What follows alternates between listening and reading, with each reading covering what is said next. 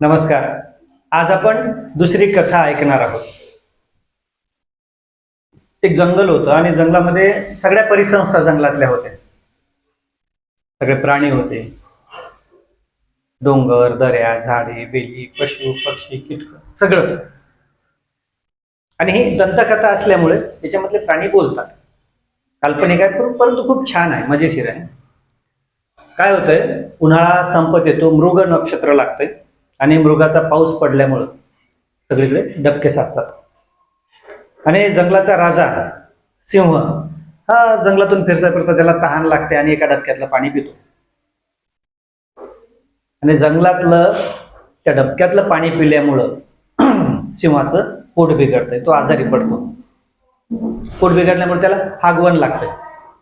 आणि काय होतंय, सुरुवातीला तो लांब लांब जात होता, परंतु जशी जशी त्याच्या शरीरातलं पाणी कमी होतं, डिहायड्रेशन होतं, शक्ती कमी होते आणि मग तो हळूहळू त्याच्या परिसरातच, जिथं तो राहत होता, ज्या गुहेमध्ये तो राहत होता, त्या परिसरातच त्यांनी सगळीकडे सगळं घाण करून सोडली होती.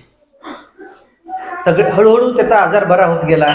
आणि मग सगळे प्राणी, आपल्याकडे प्रथा आहे ना, जर कोणी आजारी पडलं तर त्याला भेटायला जावं लागतंय, त्याला काही घेऊन जावं लागतंय, खायला फळं वगैरे. सगळे प्राणी येऊन भेटून गेलेत, परंतु लांडगा आणि माकड आणि बैल राहिले भेटायचे. एक झाड होतं, झाडावर होतं माकड आणि झाडाखाली बैल सरत होता. तिथून लांडगा चालला आणि आत्मप्रौढी मिरवत लांडगा म्हणाला, का रे बैला, तुला माहित आहे का? म्हणले, काय बा?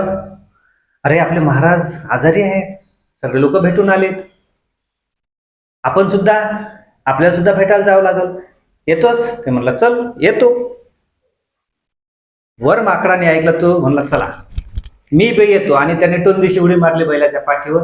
समोर लांडगा चालला, त्याच्या पाठीमागं बैल आणि बैलाच्या पाठीवर माकड. असे हे सिंहाला भेटायला चालले. जसे जसे त्या सिंहाच्या गुहेच्या परिसरात जात होते, तसं तसं जवळ गेल्यानंतर त्यांना एक उग्र घाण दर्प वास येत होता, दुर्गंध येत होता. आणि जसे जसे सिंहाच्या गुहेत गेले, सिंह गुहेमध्ये बसला होता. सिंहानं पाहिलं की तिघजण येत आहेत आणि सिंह त्याचं सूक्ष्म निरीक्षण, त्याने पाहिलं की तिघजण येत आहेत. परंतु काय केलं, लांडग्याने वास आल्यामुळे नाकाला हात लावला. आता काल्पनिक कथा आहे, असं विचारू नका की मग लांडग्याने हात कसा लावला, बैलाने हात कसा लावला. काल्पनिक कथा आहे. त्याचंच अनुकरण बैलाने केलं आणि त्याचंच अनुकरण माकडाने केलं. तिघा जणांनी वास आल्यामुळे नाकाला हात लावत सिंहाच्या त्या गुहेच्या दरवाजाजवळ गेले. आणि एक फॉर्मॅलिटी आहे, मोठ्या माणसांच्या किंवा कोणाच्याही घरी एकदम अचानक जाऊ नये, त्यांना विचारावं. मग विचारलं, मी ऐका, आम्ही आत यावं का? सिंह महाराजांनी पाहिलं, म्हणले, या या या या या जवळ या, जवळ या. असं करत करत सिंहाने त्या तिघांना जवळ बोलावलं आणि विचारलं, कसे काय आलात? लांडगा म्हणला. त्याने सुरू केलं, आता लांडगा आपण कथेमध्ये म्हणतो लबाड, मग इथे लबाडी सुरू केली त्यांनी. म्हणलं, महाराज तुम्ही आजारी आहेत, आम्हाला कळालं, आम्हाला राहवलं नाही, म्हणून आम्ही तुम्हाला भेटायला आलो. बरं, छान. आणि काही त्रास येताना? छे, काही त्रास नाही. काही त्रास नाही? नाही. बर, मग नाकाला का हात लावला? आता लांडग्याला वाटलं आपण बडाई मारण्यात एक्सपर्ट आहोत. त्याने सुरू केली बडाई. म्हणले, महाराज खरं सांगतो, मी आहे घाणीत राहणारा तुच्छ प्राणी. आणि मला कसं आहे, तुमचा जो हा परिसर आहे ना, इथं कसा आहे, सुगंध आहे. आता तिथे सुगंध होता का? परंतु याने लबाडी सुरू केली, खोटं बोलणं सुरू केलं. मला सुगंध आला आणि मला तो सुगंधात काही राहण्याची सवय नाही, म्हणून मी नाकाला हात लावला. सिंह महाराजांनी ओळखलं, राजे ते जंगलाचे राजे, त्यांना काय सांगावं लागतं.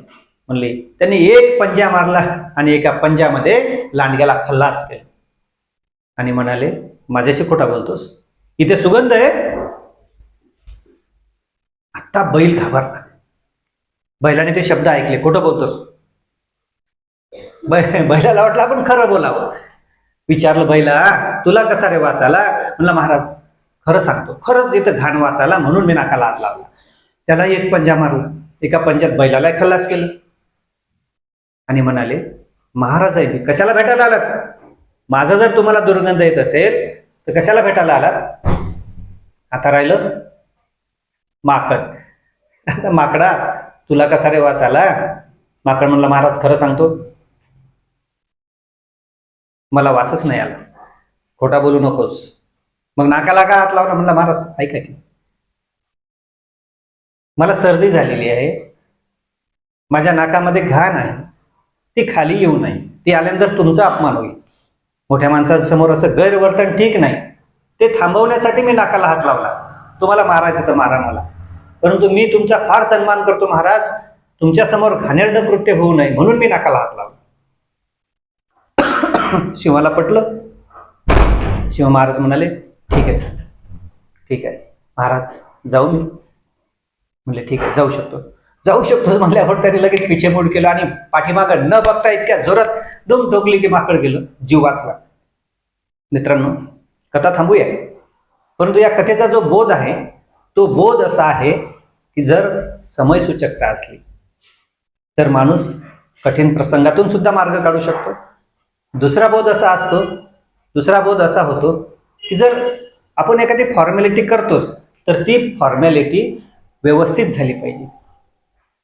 आपण एखाद्या आजारी माणसाला भेटायला चाललो तर रिकाम्या हाताने जावं का? जर हाती यांच्या काही असतं तर यांना नाकाला हात लावायला हात रिकामाच नसता, जीव वाचला असता. म्हणून जे आपण कृती करतो, जे आपण व्यवहार करतो ते एकदम व्यवस्थित झाले पाहिजे, चोख झाले पाहिजे. याशिवाय सुद्धा अनेक गोष्टी या कथेतून तुम्हाला कळतात, अनेक बोध याच्यातून निघतात, ते तुम्ही मला सांगायचे. ठीक आहे, थँक्यू.